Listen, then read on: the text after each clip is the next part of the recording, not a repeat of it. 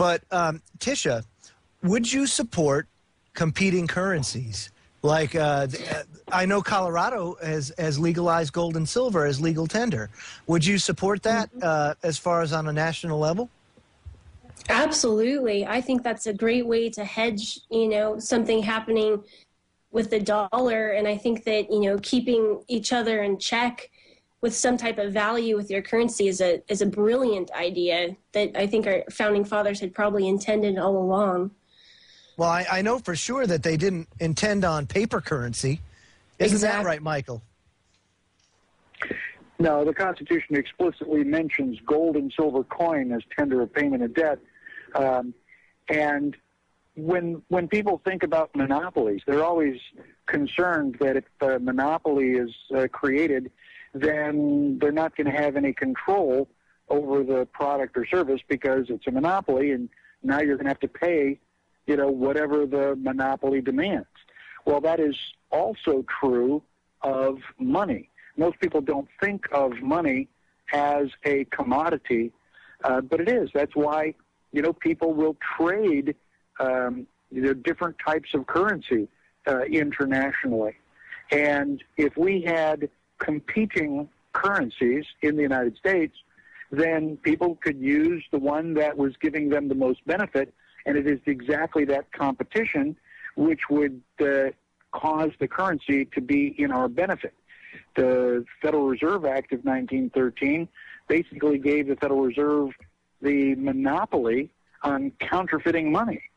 And we are currently paying the price with the economic conditions that we see right now, the rising unemployment.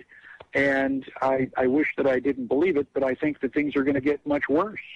I do too. I mean, being a realist is not necessarily a bad thing. It's actually a good thing because, I mean, you can plan for what's to come. And I mean, it obviously the writing's on the wall. This system cannot go on forever. This debt-based monetary system, this fractional reserve banking system that we have in place throughout the world, it's coming crashing down, whether it's Europe, the United States, any Western country, even China, because if we all go down, China's going down with us. We buy all of their stuff. It just happens to be that way. But, monetary policy, Tricia, 98% is the number of devaluation the dollar's had since the Federal Reserve came into power. The dollar's worth 2% of what it was in 1913. And you often hear today that inflation, especially from the talking heads, that inflation is negligible. Yet you go to your supermarket or everything else, and everything's just going up, very fast. So for your constituency, what would you do, or how would you go about stimulating job growth for your constituency? Well, I'm very focused on small businesses and the role they play in a local economy. And every single small business that I talk to is able to rattle off some type of rule, regulation, fee, tax, license that is just, one more thing that they have to pay.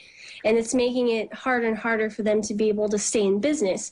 So my focus is really at that, what's the red tape that's holding back people from being able to generate the revenue that they need? That's on that can be on a local, state, and federal level as far as the bureaucracy. But at the federal level, there's some overreaching agencies that are doing some, pretty bad things. Hold that thought, Tisha. We'll talk about the federal level when we get back. If anybody wants to email me, you can email me at thefreedomlink@centurylink.net. I'll be taking your comments, your questions, any suggestions you may have. Stay tuned, folks. We'll be right back in 3 minutes.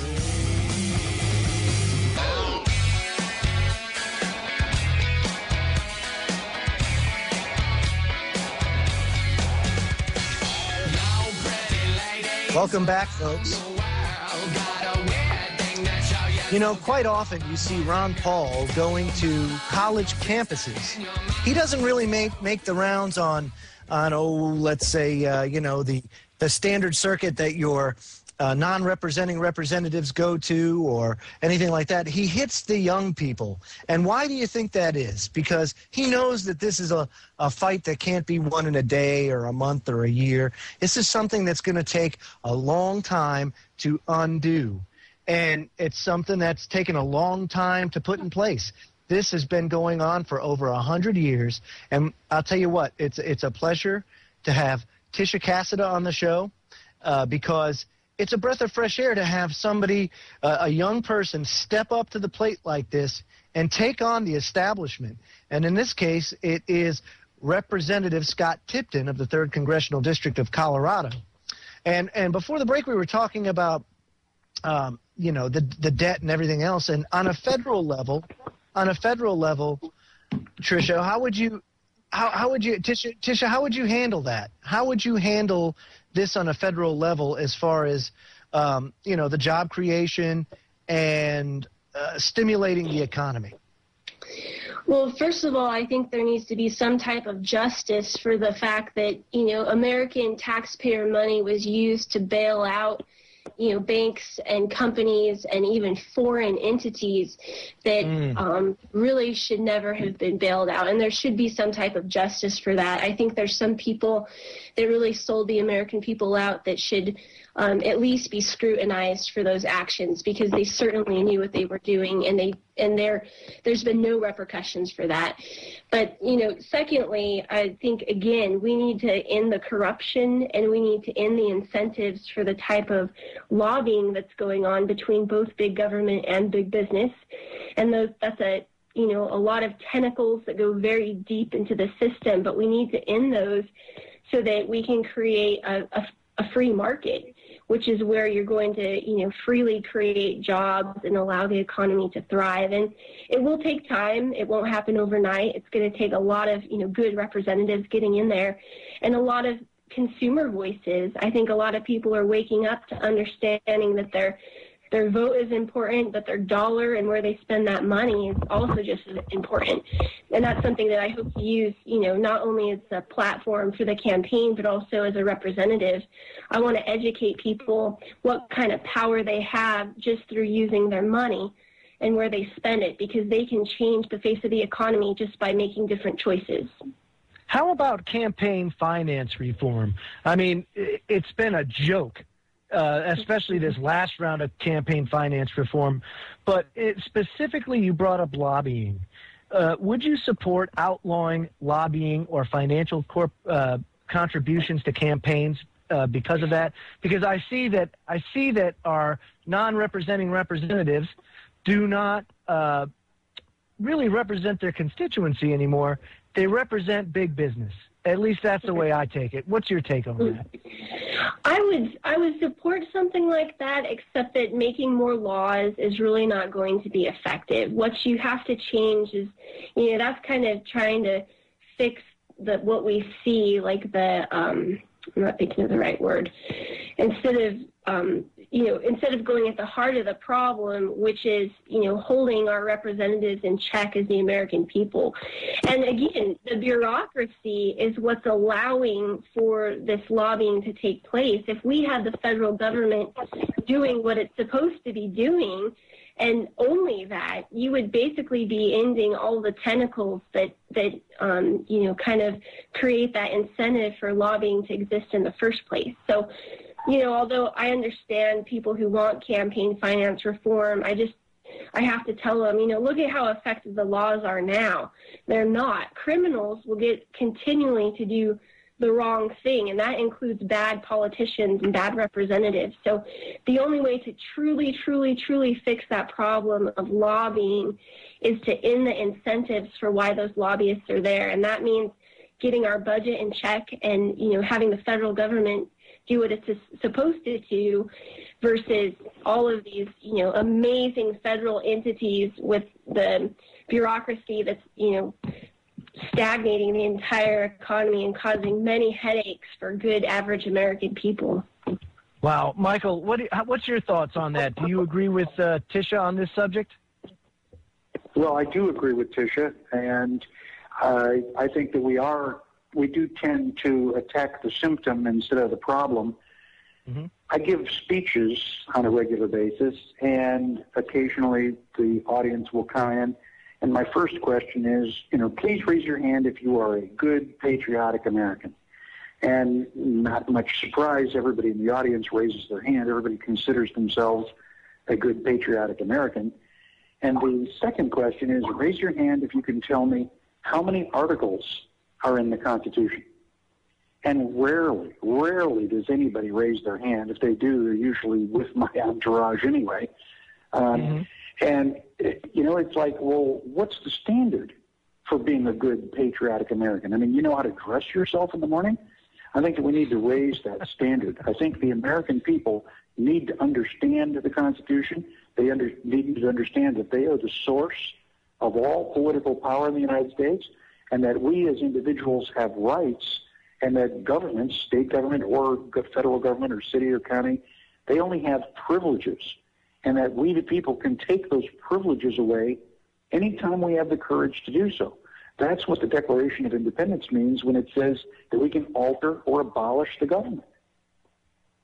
I totally agree with you. As a matter of fact, I say this all the time to my listeners on the show. Do you want the Constitution to be more than something to wipe your tuchus with? Then you have to give it teeth. And the only way to give it teeth is for the people to give it teeth. And the people can't give it teeth if they don't know what's in it.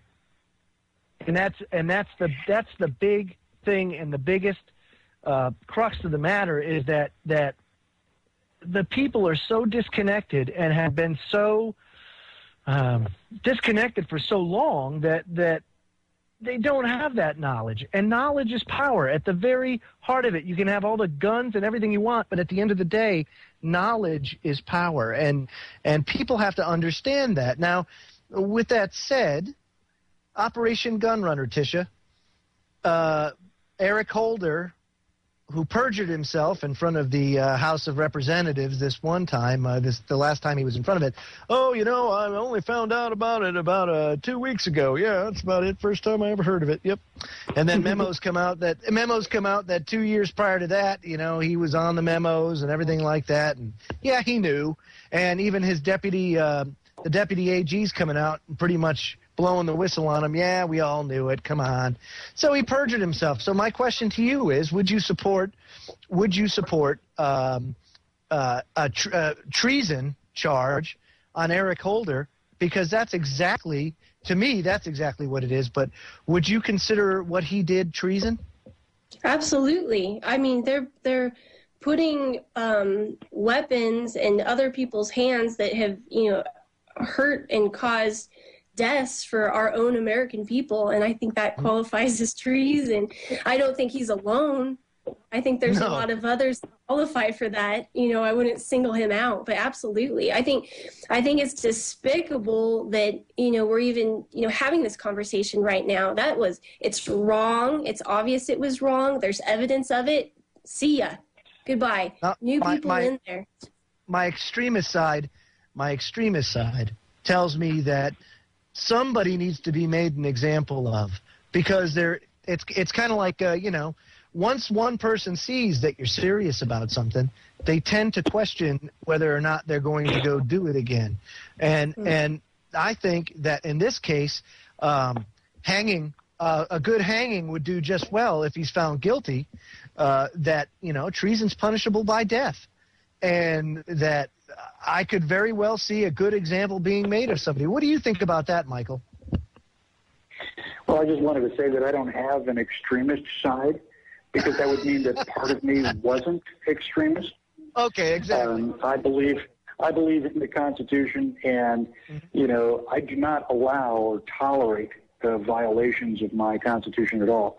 But in addition to providing weapons to the enemies of the United States, Eric Holder is also one of those people who wants to take guns away from American people. And we have a right to keep and bear arms. Nobody in the United States has a church permit. And if they don't have a church permit, then I don't need a concealed carry permit. I mean, amen to that. Hold that thought, same way Hold that thought. We're going to go to break. When we come back, We'll speak more with Micahel Badnarik and Tisha Casida. Stay tuned.